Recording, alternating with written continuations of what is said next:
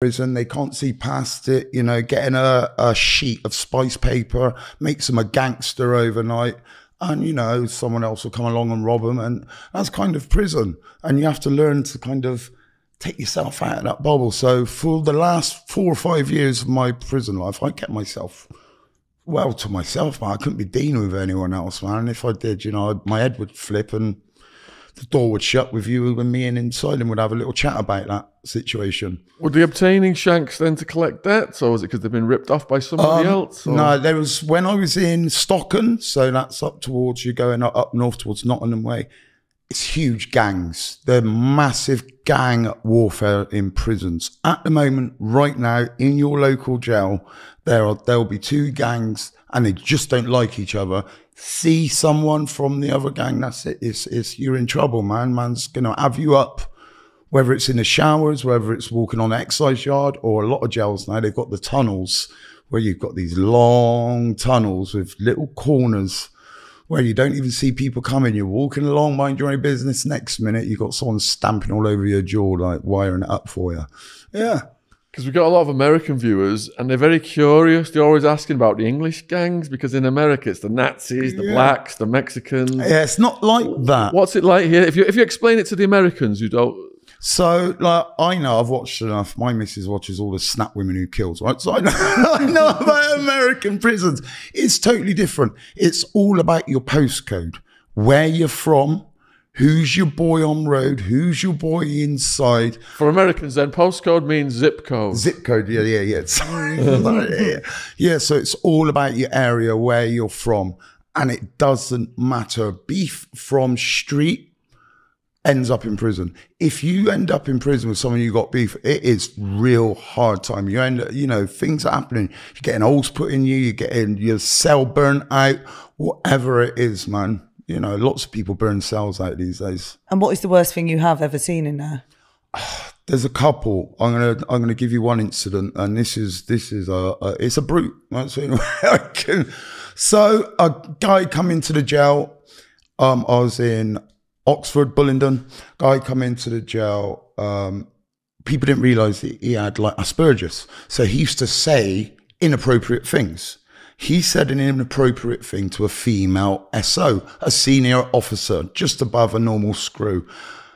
She got it in her head, spoke to a couple of the Mande on the wing. So people, this happens a lot. Don't think it doesn't, because it does. Spoke to a couple of the big boys on the wing, said he was a wrongan, said he was a bacon, said he was a nonce. So you know how it goes. Jomo. So deal with the situation. I wasn't aware of this until after the fact. I'm sat just playing a game of poor minding my own. See 4 guys coming down, pillowcases over their heads. You know, everything's cameraed. They've gone into this cell. Bang, bang, bang. We didn't know what quite had gone on. They'd all come out. About 4 or 5 minutes later, this poor kid comes out of his cell. He's cut face, stomach, legs, from his bum up to the nape of his back. And they did it when he was unconscious. So this guy's woken up, claret, blood coming from absolutely everywhere, walking along the landing. I remember it so clearly, man. Just blood. You know, he's walking and you got the metal landing. Just blood, a whole trail of blood. And I remember looking at this SO's face, and I knew she'd done something because she looked pale. She looked white as a ghost. Didn't realise you're sending serious guys into a cell. Prison officers don't realise that. They just think we're all idiots and he'll get an hiding. You don't realise you're sending animals to do a job. So yeah, that's one of the bad ones. And there's one other when I was in HMP Earlstoke. I was in the shower minding my own, and another guy got cut from like his neck all the way down to his bum cheek. Like, it opens them up. It's a really horrible sign. Do you know what that was over? It was over wrong identification. A phone call got sent from another prison, because everyone's got phones. You know, you have to look at bloody TikTok now, and everyone's got phones. A wrong information come on. He was supposed to be a grass, or had ripped someone off. he was in the shower minding his own business, and yeah, it got opened up like a letter. Really, it was real disgusting. And you know, yes, like people always say to me, "How do you get PTSD and stuff like that in prison?" It's witnessing those sorts of behaviours, and it is, you know, I could give you 100 stories like that, Shaun. 100 stories of prisoners getting all messed up, prison officers get, you know, the stories are bad and it's graphic, and people these days think jail's easy because you've got your phone in your cell, you've got your TV in your cell. Some people have even got PlayStations and Xboxes, but what you don't realise is they're in their cell all day, ruminating, getting real peed off. When those doors open, man, it is just like, it's animal behaviour. That's the only way. I've always said it. It's like putting sheep and wolves in the same pen and expecting everyone to survive. Don't work like that. And it's a function of the evolution of drug gangs. That's what we've learned. Yeah. So in America then, it's like I said, it's each race, and each race controls the drugs for that race. You said it's postcodes, zip codes. Yeah. So they're drug gangs, aren't they, primarily? Yeah, absolutely. It's all about the drugs. It's all about who has got. Now, it doesn't matter what drugs it is. It doesn't matter, because prisoners don't care. They just want to get high. They want to take a day out. And, you know, when I say a day out in their minds, you know, they want to go back to their cell, smoke summer, either knock themselves out or just not even know what's going on for a few hours. And that's a few hours in their day. They've not had to deal with prison. And unfortunately, it's getting worse. It's getting worse. How recently was it you was in? I got a year, just September was a year. So you know exactly what's going on now. Yeah. There's no You're probably the freshest prisoner, ex-prisoner we've had on. Listen, I was there through COVID. That's how close it was. I was high risk through COVID. I've got no spleen yet. So I did 24-hour bang up for almost a year. Almost a year. People don't know that about COVID. If you were deemed to be high risk, they first come up with this thing about, oh, we're going to let everyone out who's high risk. And they had this plan that just it went nowhere. It absolutely went nowhere. Everyone got a letter back saying, unfortunately, we're not going to release you. So what they did, everyone who was classed as extremely vulnerable, they just got put in their cell and left to it. No exercise. No. I was let out in the morning before unlock, and in the evening just after bang up, just so I could have a couple of phone calls. And that was me for a year.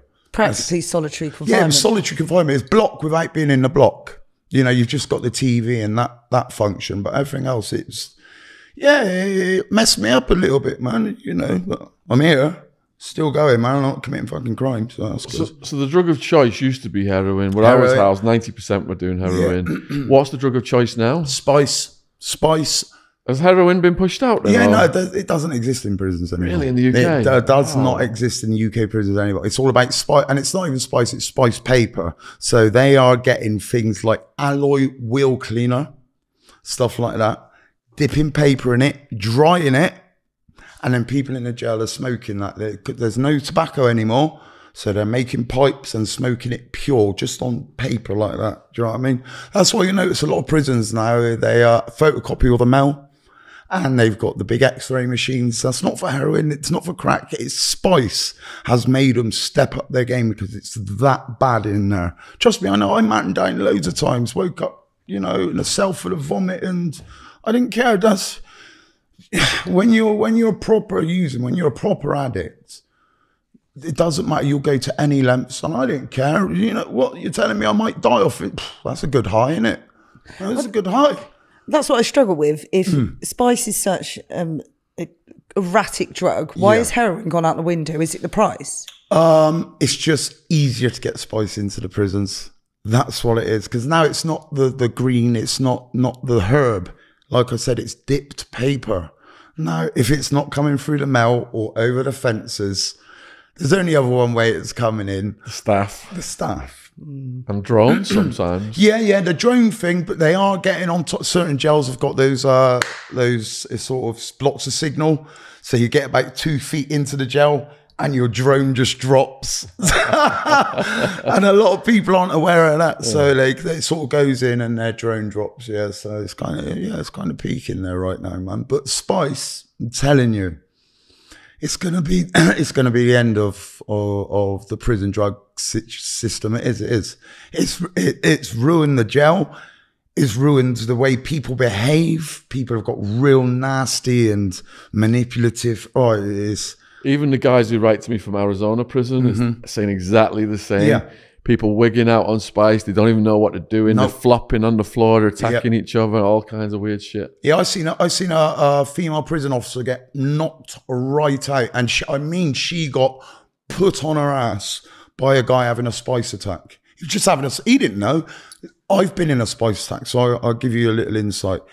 It's like you're in a little trip. It's like you're tripping, and you have to go through that trip, if you know what I mean, to get out the other side. And I've attacked one of my friends. Like I was in his cell. I'd had a pipe of Spice. Next thing I know, I didn't know what I was doing. I've tried hitting him with the metal bin. You know, prison, they don't have nothing by us. It's always a metal something. They like to give you a weapon of choice. And, you know, you could give them a plastic bag, but no, you give them a metal bin, metal trays, you know how it is. And yeah, I tried smacking my best mate's head in the jailhouse, and they're few and far between when you say you've got a good mate in jail, because, you know, everyone turns in the end. And yeah, I tried smacking his head, and it was only that he managed to grab me and hold me and was like, "Boy, it's me." Otherwise, you know, you don't know what you're doing. And then they call it Mande. They call it now when an ambulance comes into prison, they call it a mambulance. Actually, after Black Mamba, that's what they call it, mambulance. Because, you know, up north, all the jails call it Mamba. That's what they call it, Mamba. And down here, they call it Spice. So did you say man down as well? Man down. Yeah, we used to bang on the plexiglass, man down, man down, exactly. If someone, and that's where it comes from. Like code red, code blue, you know, all that. So we just say man down, and that's all it does to you. It fucks you up. It's fucking the system up. It's making prison officers not wanting to come out of the offices. They like so prang about opening up doors now. I mean, literally, they'll come on, open the doors, and they'll go back to the safety of their office.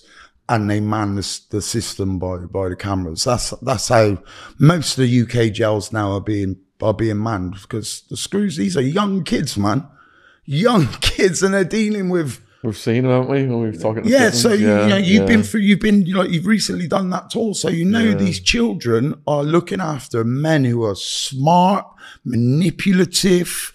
They turn them, and before you know it, you've got these young screws bringing in drugs, and they don't even realize they're bringing them in. Yeah. It's literally they've just got them, and it's the prison's fault. They got rid of all the good screws.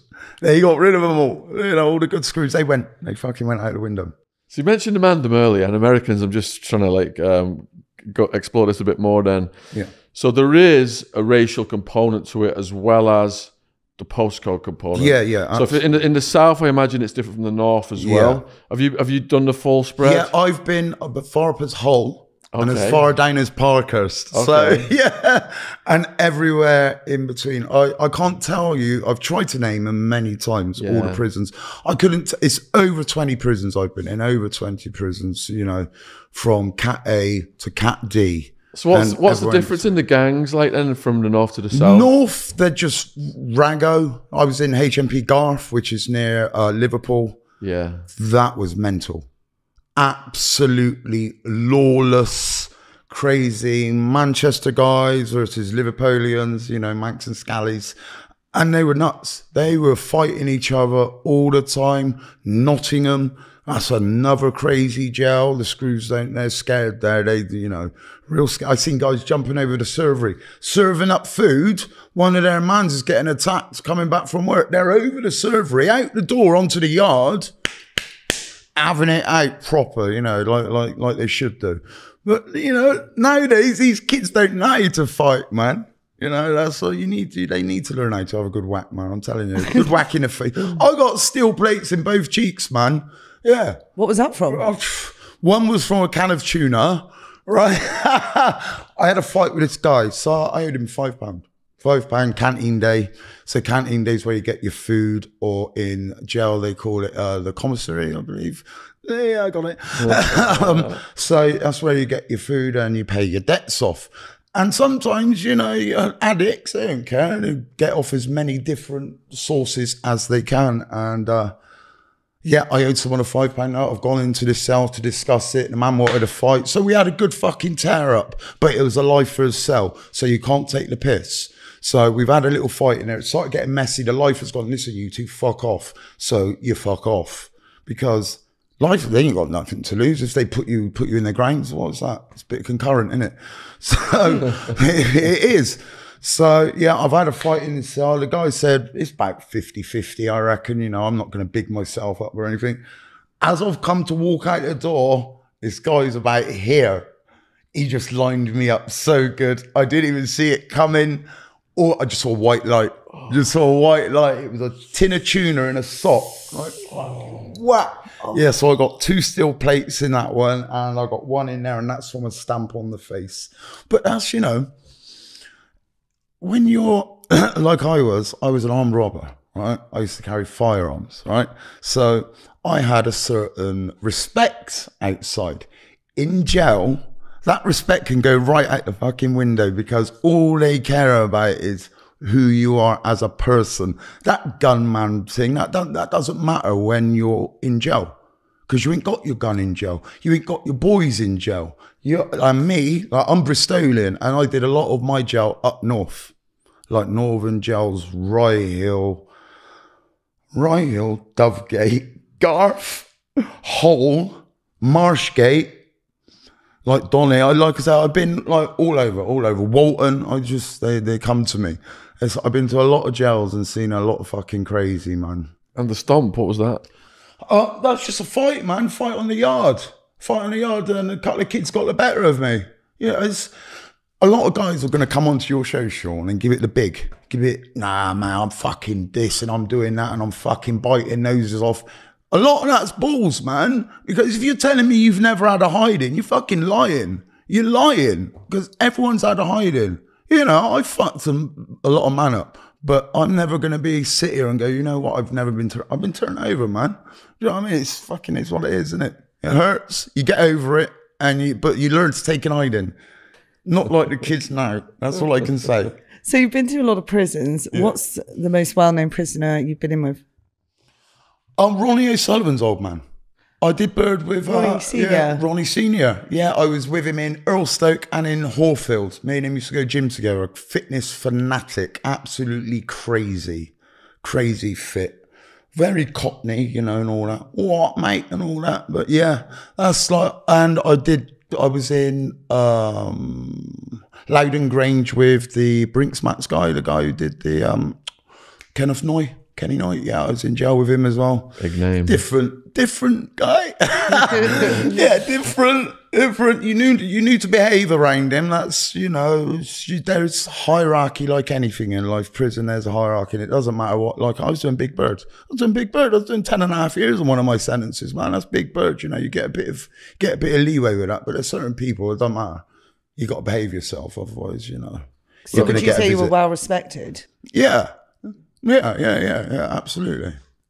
It's interesting what you said, because I was in with a Mafia hitman, and he would say, like, I wish I had my pistols with me right now, things like that, you know, when people called him out, because he was an old man by then, but he was like, they won't be saying this if I had my pistols with me. No, yeah, exactly. But that's the thing. Like, the guy you are outside of jail is not the guy you are inside of jail, and I don't give a fuck who you are. I don't care.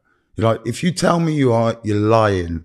I'm telling you. It's like you've got X-ray vision on everything you've done in your life, and they can see right through you. They can see straight through you, man.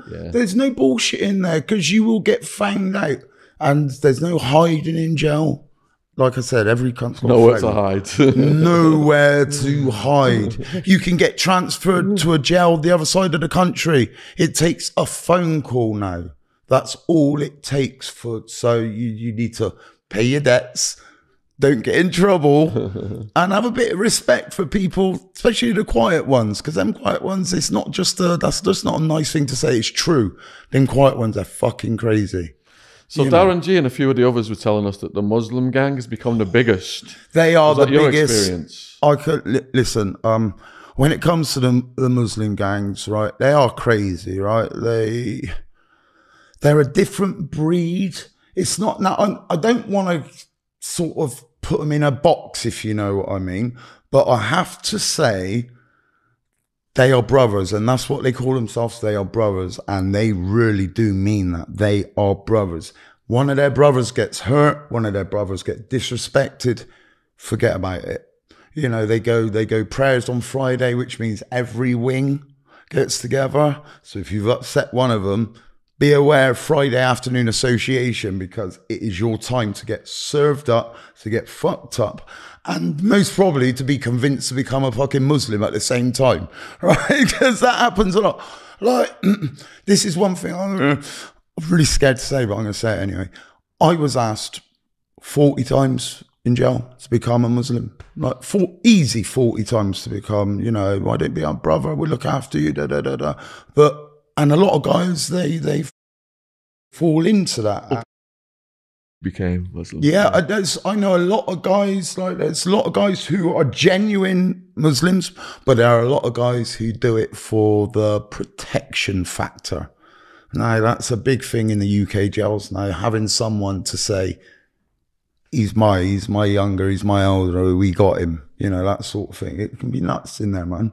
So have you got any more prison questions before we go back to the start? I just want to ask quickly something. That 50p piece. This 50p piece. I can't stop staring at it. It's a 1978 50p piece. There's a guy on TikTok, Thornhill Jewelry, please put that in. He carved that. That's my non-active approach. So that's hand carved.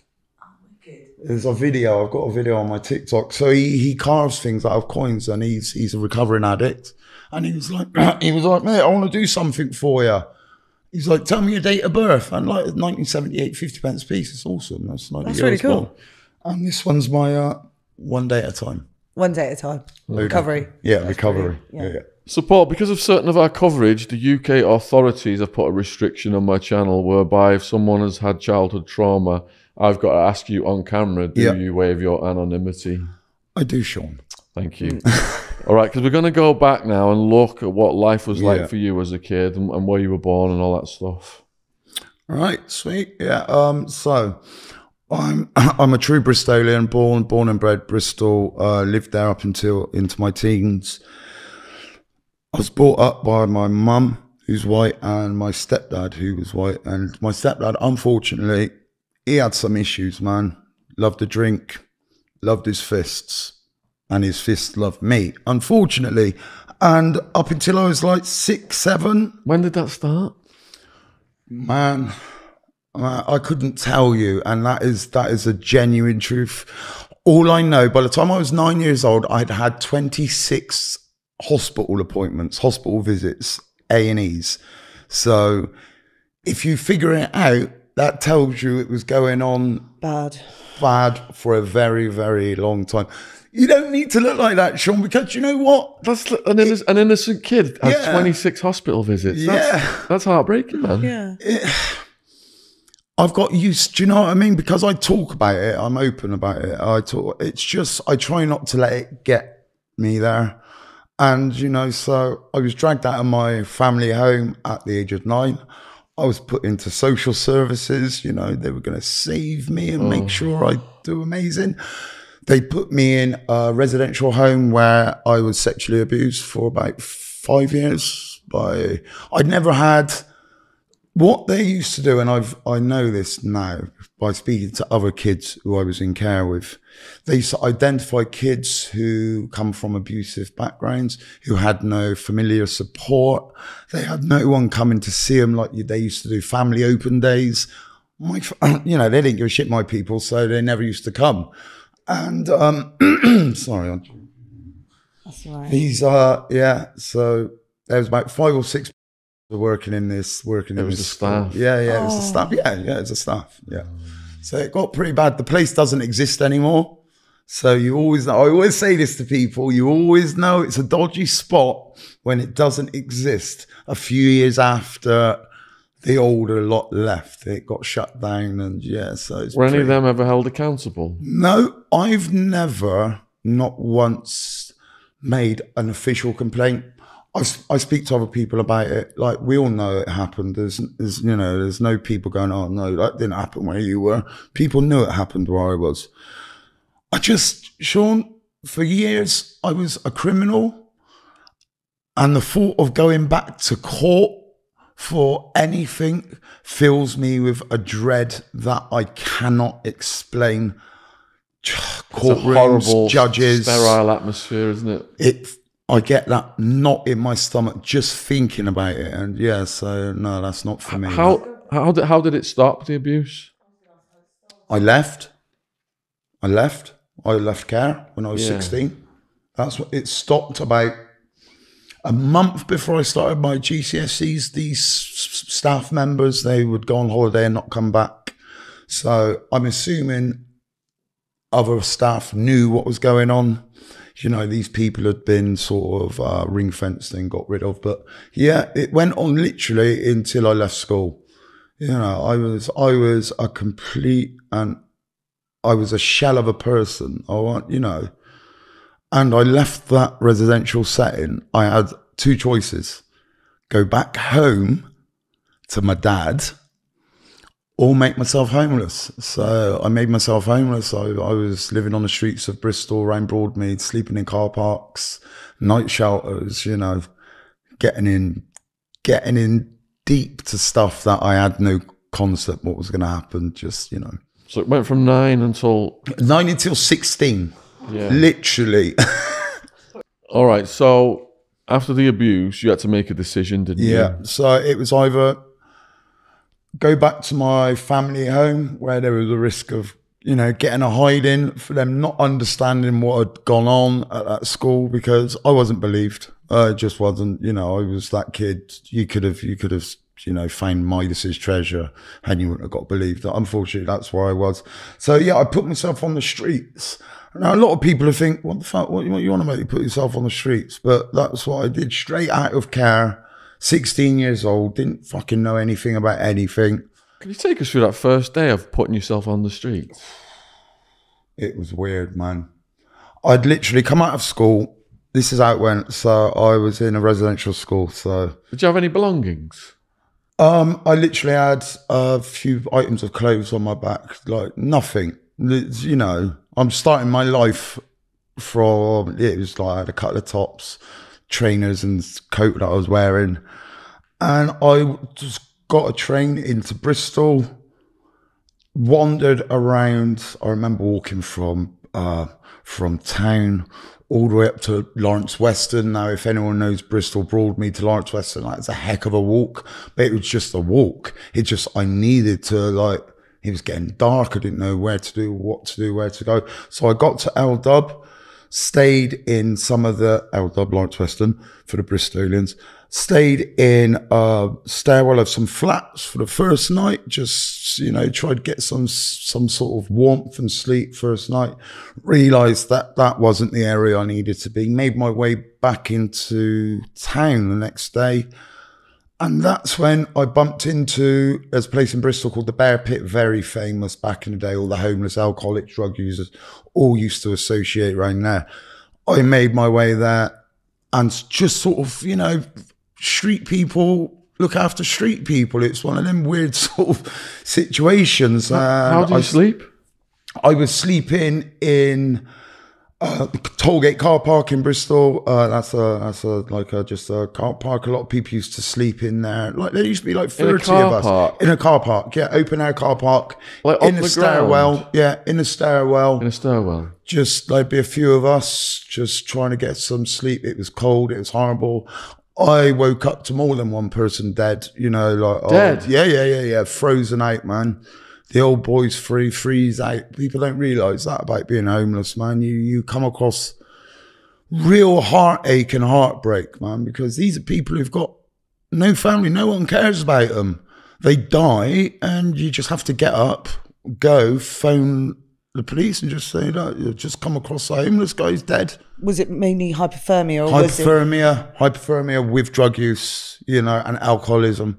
Alcohol, like a lot of alcoholics were dying more than the heroin and crack users. Heroin keeps people warm. It's like they always used to say, natural ready break. That's the thing. It literally warms you up. Whilst alcohol makes you think you're warm when you're not. And yeah, a lot of guys died in the NCP car park, Tollgate car park, under the M32 motorway bridge in Eastville. We used to sleep in there. Did you insulate yourself of anything? Yeah, as much as I could. Do you know what I mean? I used to put paper up in my bloody... Paper? Sounds ridiculous when I say it now, but that's like what newspaper? We used to do. Newspaper. We used to put it in our clothes, you know, so you get that little bit of extra bloody warmth. And it's crazy. You got a whole day of doing nothing but trying to get money, begging. You know, I was... Unfortunately, I went to begging on the streets, absolutely all sorts. Got myself involved in petty crime, nicking out of cars and stuff. Got myself nicked. They realised I was homeless. Put me in a hostel. So I was in a hostel in Gloucestershire. Everyone will know it from the UK. But yeah, this hostel in Gloucestershire, when I was there, I come across a guy from Bristol, you know, I guess, I don't know whether he was a manipulator or he was doing me a favour. I don't know what it was. I don't know what to this day. It still baffles me. But yeah, asked me if I wanted a bit of gear, a bit of crack, snowball. Never had it before. You know, I'm this kid who's completely messed up. I've been beat up. I've been sexually abused. I've been on the streets, and now this guy's offering me this mad drugs. Never heard of that. I have a bit of that. Straight in the arm it went. First time experience. IV, you know, straight injected it into my arm. Made me feel amazing. Made me feel paranoid. Made me feel sick. All the things all at once. But what it did, it stopped me thinking about my life. It literally turned it off. It was like, went, trauma. Yeah, you don't need to worry about that trauma no more. That's gone. It's disappeared. So I thought, you know. So I thought. But yeah, I went from, so I was in a hostel for stealing from cars. I ended up going to prison for my first street robbery while I was in the hostel. Because like I hooked up the crack and the gear, it just got to that point. And my first robbery, we'd nicked the car from Gloucester Hospital. So I'd nicked a car. We were going down from Gloucester to Stroud. There was a guy just sleeping in his car. Just sat there sleeping in his car. My first street robbery was, took the keys out of his car, threw the keys away, you know, into this fucking field. Had a hammer. Mate, I'm going to stove your head in if you don't give me your shit. Right? He wouldn't give me his shit straight away, so he got a little slap with a hammer around the side of the head. And I know when I say a little slap with a hammer, you know what I mean, right? But I just, you know, we don't need to go into graphics, fucking, you know. Yeah, I hit him with a hammer, took his car, took his money, left him on the side of the street. Went off like a crazy man. Like about 2 weeks later, I dumped the car. I had blood in the car, my blood in the car from a little cut. Got caught for that. My first real prison sentence, 2 year stretch. Did a year. Portland back in 1995, 94, 95. Back then that was slop out. This is the Weymouth one. The Weymouth one. Oh, I just spoke there 2 weeks ago. Yeah. Is it YO? It was a YO. It's an adult and YO now. It's interesting on the coast. Yeah, it's on like the coast. Some out of bloody... you go across Chisel Beach and up the hill. Escape from Alcatraz or something. Look, yeah, it is literally like that. So, yeah, I ended up getting my first robbery charge of 2 years. Did a year. Easy. What was it like going in there then? Going into Portland for the first time, it was real bad. I had no concept of jail. Now, how old are you at this point in the story? I was 16. Only 16. I was still 16. So I'd literally, you'd get sentenced back in the day. This is what happened. You used to get sentenced, get put into the court cells. Then you'd get driven to the prison by the police. Old Bill used to take you to the jails. Not like it is now in the big, like the prison transport buses. You used to just get driven there, and the whole way there, they're going, "Oh, you're in trouble. Oh, you're not going to like it there." Fresh you meat. know, all of that's going around in my head. They said, "You fucked it this time, haven't you? You've really done it." Got there and trying to act all cool. You must call them sir. You know, there's bed patch I had to learn how to do, full kit layout. It was a nightmare. I hated it. Hated every minute of it. Thought I would never go back to jail again after that 1 year sentence, because, you know, my kid got out at 17. I think I had nowhere to live. They released me. I did a year and they released me homeless. I had literally nowhere to live. So I was kind of back into the same situation. But this time I'd come out with a different head on me. I'm like, why am I struggling like that? Why don't I just make my money and do what I want to do? So I turned into a ruthless fucking robber. And that's what I was. I'm tying you up. I'm holding you at gunpoint. I'm taking you into your yard. If you can't get money out of a cash point, I'm taking you to your house. Like, I was that guy. I did not give a fuck about you. I didn't give a fuck about what you said. You can cry to me. You can moan to me. I didn't care, because I know you got money and I can turn that money into crack and heroin. So that was me. I got 10.5 years after being out 18 months. So I was out about 18 months after my sentence. And I did this is how it works, Shaun. This is how crazy life is. I went into a pub to use the toilet. Walked into the pub, noticed there's like 2 people sat in this pub, right? Seen the guy behind the bar, I'm thinking, right, I'm having this fucking pub now. I'm fucking robbing it now, right? So I've gone in to use the toilet, gone to walk out, locked the doors, put the bolts on. So now they know what fucking time of day it is, man. Do you know what I mean? I've walked up to the bar. There's a guy, like, you know, a knife where he's cutting lemons, picked the knife up like that, put it to the guy's throat, said, listen, you need to give me every fucking penny in the till, every penny you got upstairs, and I'm taking all your fags, right? Because, you know, they had all the cigarettes back in the day.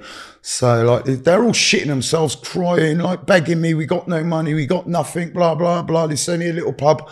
I don't care, mate. Whether you got a tenner in that fucking till, I'm taking it, because I am an aggressive robber. That was my thing. That's what I turned myself into. So that's what I'm saying. I'm like, mate, I'm having you. So I've got about 60 quid out of the till. They had about 400 quid hid upstairs, like, because that's where they used to live. I was, you know. So I had that filled up, but fags, like a black bag full of cigarettes. I've just walked out of this pub, fucking ran to St. Paul's. And that incident was the reason I ended up going fucking crazy, because I'd gone to this person with all these cigarettes. He said, right, I ain't got no cash, but I got a Reboard gun, right? I got a Reboard, yeah? Oh, I'll take that off you, bruv. We'll do that deal. Now, I'm a teenager with a dodgy fucking Beretta, right? Fuck knows. I don't know if it fires. I don't give a fuck. I don't know if it's going to blow up in my hand. This is a Reboard gun for some dodgy guy in St. Paul's in Bristol. You know what time of day. You know what I'm talking about. So I've got this Reboard gun, man, and it's like something snapped in me. It was like, that's it. I'm never sleeping on the streets again. I'm never having anyone mug me off again. You know, I went through a lot of shit when I was doing that homeless thing. A lot of shit, and I was treated quite badly. You know, getting pissed on and stuff. Yeah. People used to do all horrible stuff like when I'm crashed like while out. you asleep? Well, I'm asleep. Yeah. You wake up and your bag's stinking of piss, and you're like, well, ain't me. I ain't fucking done it. Do you know what I mean? It's horrible. You know what people are like, pissed up on a Saturday night. You see a homeless guy, I didn't give a fuck. So I had that mentality in me. So I've got hold of this piece of shit of a gun for a bunch of cigarettes. And it is that. That's the only way I can say it, Shaun. It's a piece of shit of a gun. But it triggered something in me, man. And I was doing... You just felt powerful. Yeah, I felt really powerful, man. Was that the first time you'd had a gun? The first time I did... seen a gun, a real one. You know, I'd had fucking air pistols and stuff like that as a kid, but this was a real fucking gun with real smarties in it. You know what I mean? So.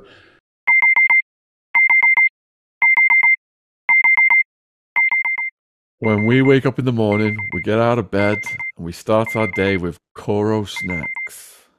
Koro is a healthy snacks brand focusing on bringing additive-free, natural ingredients to their customers with fair prices in bulk packaging. They have everything from nut butters to free from baking ingredients to cooking essentials and, of course, the snacks. Look what's in this, Jen. It's the vegan power mix from Koro. So we have a mixture of nut kernels, dried fruit, cacao nibs, soy crispies, and hemp seed hulled. What are these little red ones? Look at this man. That's good. Fresh and healthy. So what makes Koro special in comparison to others? Koro's quality management team carefully and regularly reviews the quality of their products. For a 5% discount on Koro's products, use the code TRUECRIME with no space in between true and crime. The link to Koro's online shop is in the description box on YouTube. Thanks for supporting our sponsor. You know, you fuck with me, I'm going to fucking put an hole in you. That was kind of where my brain was at that point. So, I've got a big heroin habit. I've got a crack habit, right? I've got a gun. I've got nowhere to live. You know, that's a quad you don't really want to be messing with. So I used to stalk people first of all. And when I say stalking them, I'm not on about stalking women. I mean, if I saw someone, I think I'm robbing you, I would follow them to, you know, wherever they're walking, to their house, to their car, whatever. Do you know what I mean? I'll fucking pull this gun out of them. Don't bother. I'll fucking shoot you. They give me their money. Give me their wallets, whatever. I'll go off and spend it. Happy days, fucking happy days. Unfortunately, whilst I was doing that, my drug habit was climbing and climbing and climbing. So I'm needing more and more and more money. So... and this is what led up to my... your brain's getting more scrambled by the drugs. Yeah, and this is what led up to the 10.5 years. I went to a cash point in Broadmead that used to be opposite the Odeon, up the hill, right? Up the hill. You got the hill to Council Park. There's a cash point there. Put a gun to the guy's, into his rib cage there.